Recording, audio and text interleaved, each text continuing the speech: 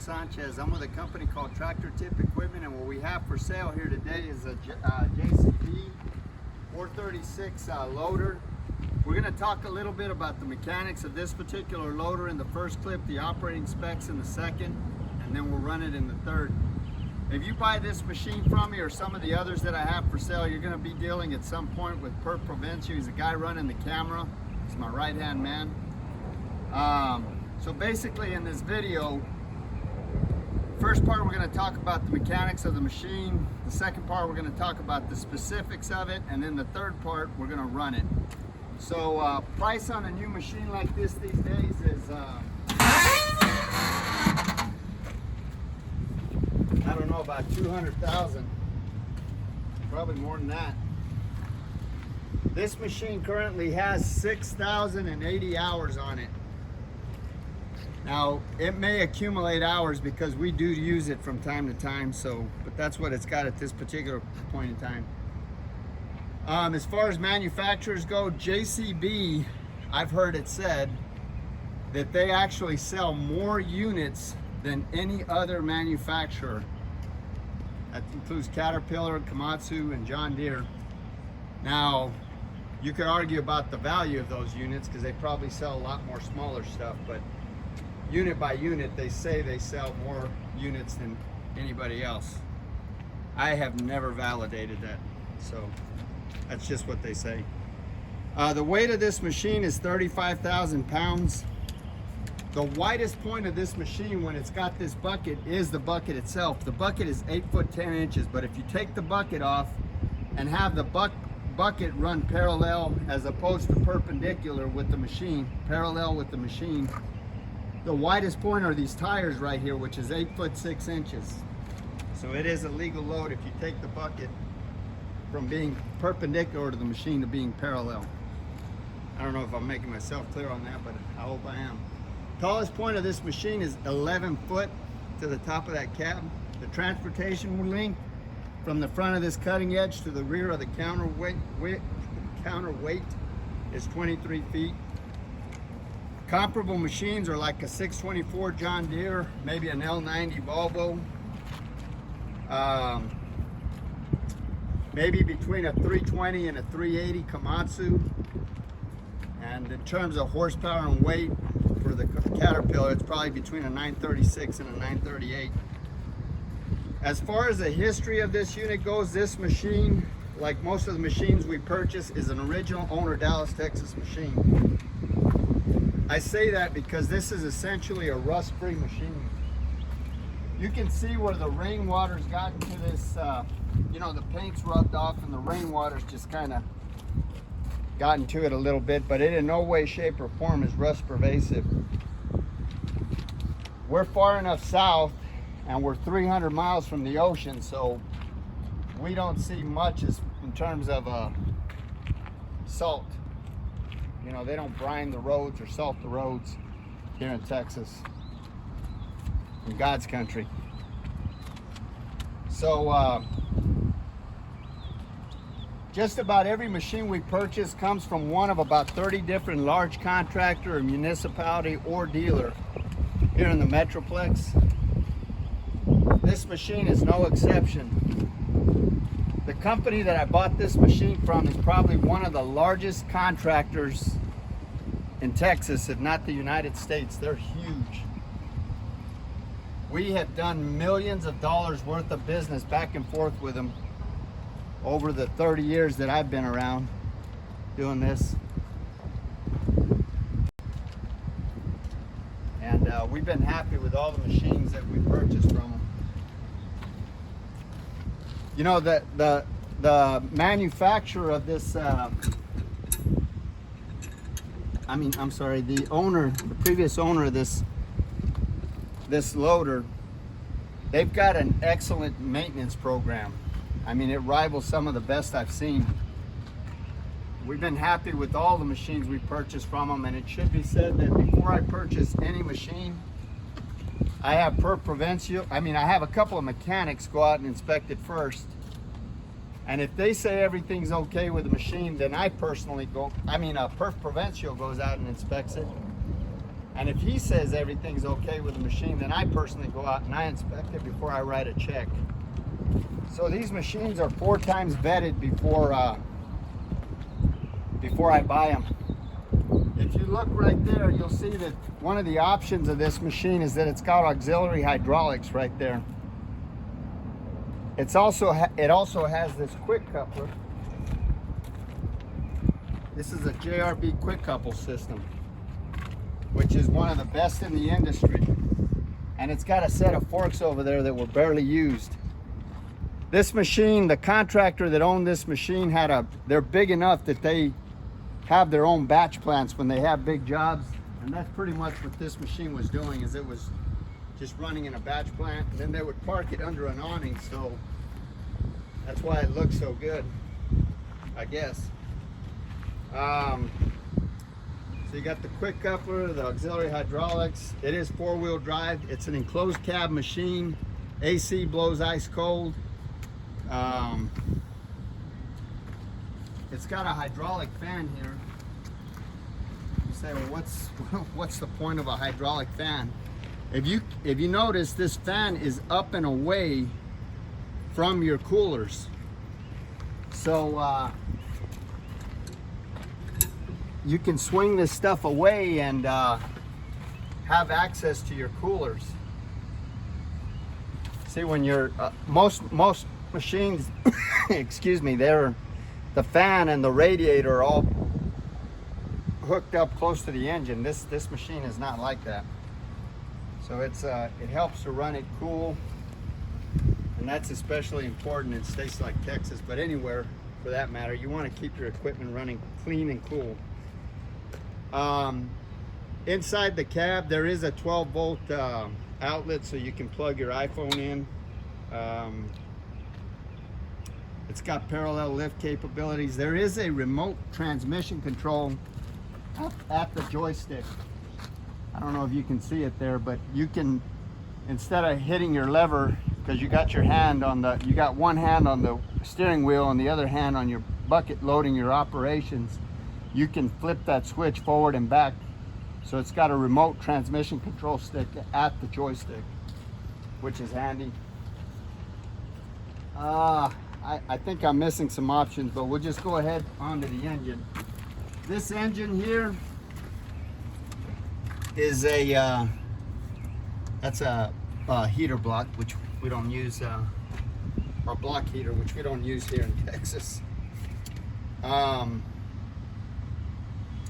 This engine is a Cummins BTAA 5.9 turbo engine. It's 173 horsepower, gross horsepower, 165 net. It's a 6-cylinder turbocharged engine. Here's your batteries here. Oh, I forgot to mention, you got a battery disconnect switch there. So if the loader's going to be sitting in it for any time, you can disconnect your battery so you don't have that parasitic drain on your batteries. All current model machines and or vehicles have a parasitic drain, so that switch stops it. So going back to the engine, here's the other side here.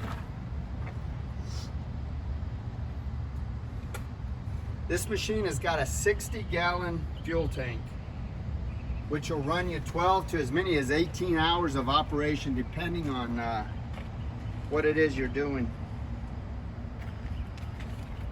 All of the fluid levels on this machine are where they should be. So you got remote points there.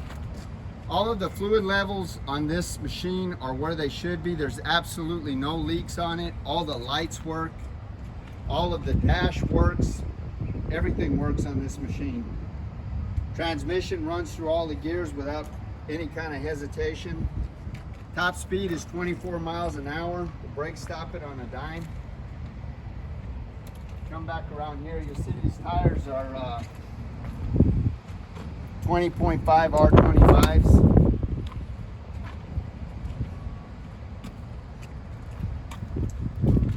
Tires are in really good shape.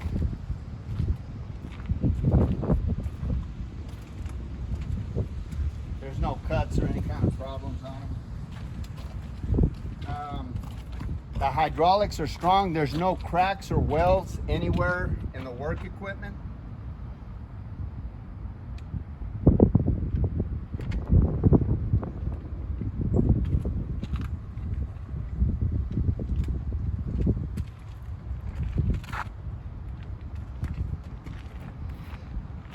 show you the other side, but since we're right here, we'll show you the cutting edge. That cutting edge is about 95%.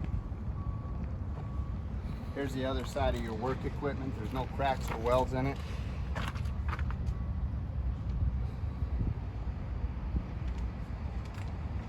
There's no deflection or any kind of problem at this articulation joint. These two kingpins for your articulation, there's no deflection at all. It's good and tight.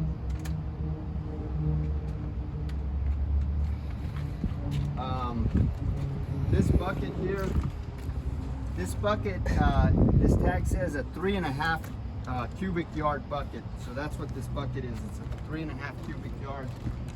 And that may be a struck measurement. It may be a bigger, it looks like a 4-yard bucket to me, but that tag says 3.5 yards. The bucket is 8 foot 10 inches wide. It's 4 foot 6 inches tall, and it's 3 foot 9 inches deep. Now the static tipping load of this loader at full tilt is 20,802 pounds. And you say, well, what the hell is that? So at full tilt, that's the maximum, that's the least amount of weight that this loader can lift. Now all loaders, it's not just JCB, the hydraulics are so strong on these loaders that the technology has gotten to the point where all of them have got the hydraulics of the machine will tilt the machine forward before the hydraulics give out. So your lifting capacity is limited by the fulcrum right here. The weight opposite this fulcrum. So in this case with this loader, it's 20,000 plus pounds. So that's the loader. We're going to talk a little bit about these forks here. Like I said, these forks weren't used very much, but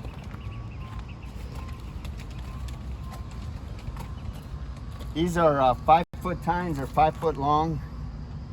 The carriage width is 8 foot 2 inches, and the height is 4 foot 2 inches. I'm going to include a little video that I made about these JRB couplers. Everybody asks about the interchangeability about these JRB couplers, so I'm going to include that at the last part of the video. Basically, from the coupler back, it's not interchangeable to the machine. But from the coupler forward, depending on the class size machine, it is interchangeable. And the quick acid test to determine whether or not you have a coupler that will fit your machine if it's JRB is to measure between these 2 points right here, in between this ear grouping right here. And JRB is they're ubiquitous. I mean, Komatsu, John Deere, JCB, Volvo. Actually, Volvo's got their proprietary system, but they also use JRB couplers. Even Caterpillar's got their proprietary system, but they still use JRB couplers. So anyway, I'll include that video at the end. Right now, we're going to run the machine in the next clip. Perfecto, you got anything else you want to add? Just that it's a good loader. Come on, let's look at it one more time. Alrighty. Look, we got a load of rock coming. All right.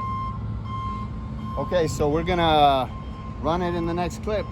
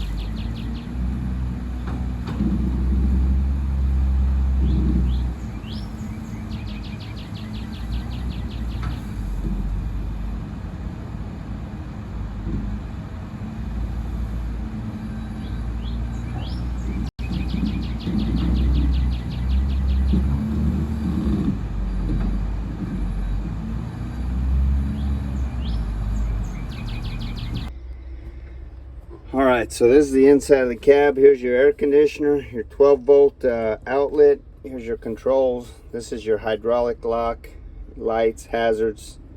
So when you turn the switch on, you can see all those lights work. I'll do that again.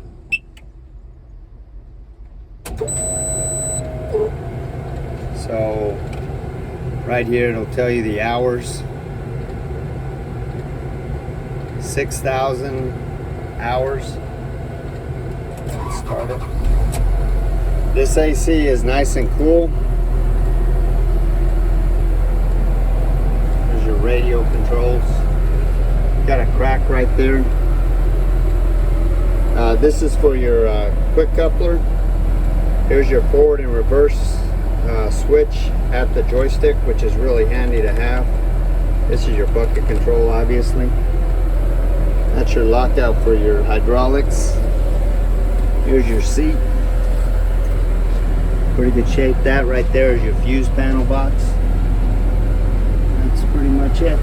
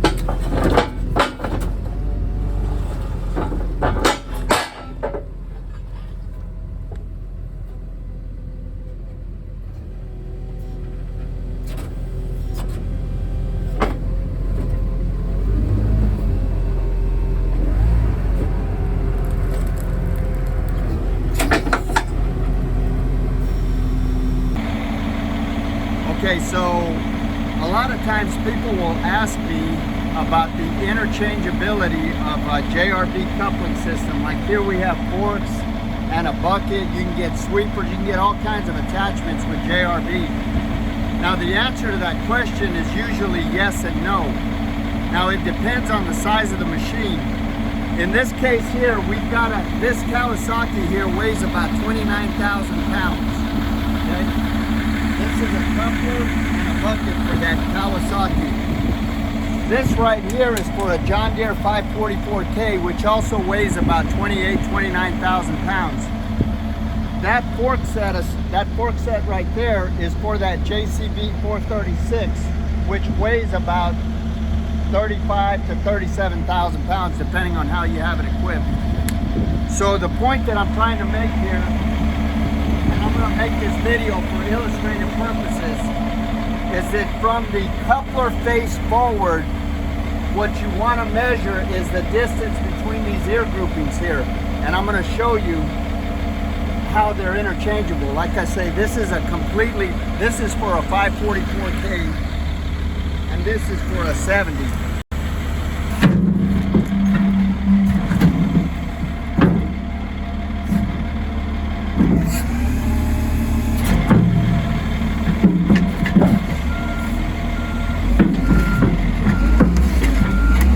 Okay.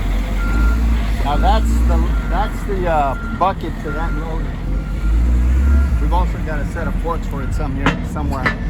So if you look right here, the ear grouping is at roughly 28 inches.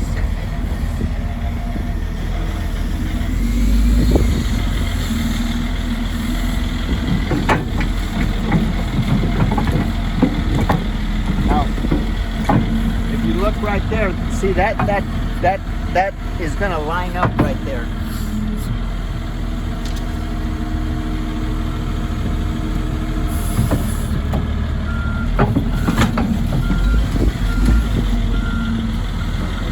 Now here again, from the coupler face forward, JRB is pretty consistent, but from the coupler face back, they're not interchangeable. It's according to make and model. So the point that I'm trying to make here is that if you measure this right here, you've got 28 inches. So even though these are from completely different makes and different models, this would be like a WA200, a WA250, a WA270 Komatsu, a John Deere 544, a 524. That's like a Kawasaki 60Z or a 70Z. The point that I'm trying to make is that the weight class of the loader, you can interchange the attachments from JCB. You can't interchange the couplers themselves, but the attachments you can interchange. So we're going to show you on this one over here.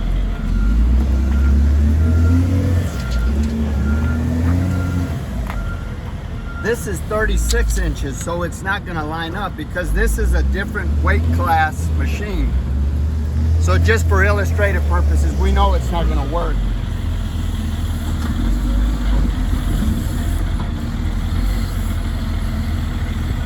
You can see these are your grab points here for those hooks. It's not going to work.